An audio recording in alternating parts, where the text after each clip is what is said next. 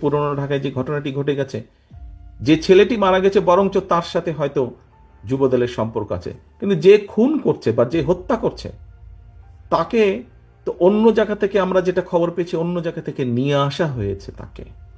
তাকে ধরা হচ্ছে না, ধরা হলো অন্যদেরকে অ্যারেস্ট করা হলো, তাকে ধরা হচ্ছে না, কি তাকে আসামিও পর্যন্ত বোধহয় করা হয়নি এখন পর্যন্ত।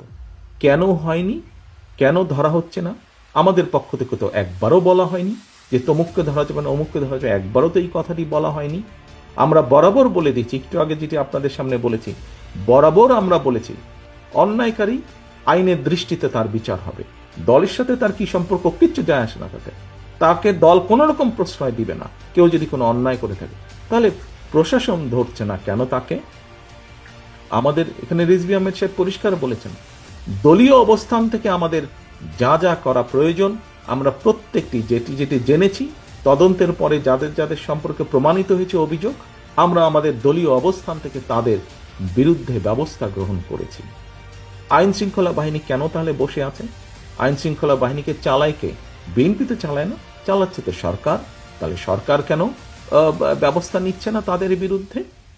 সেটি দলেরই হোক বা সেটি অন্য কোনো লোকই হোক, কেন ব্যবস্থা নিচ্ছে না?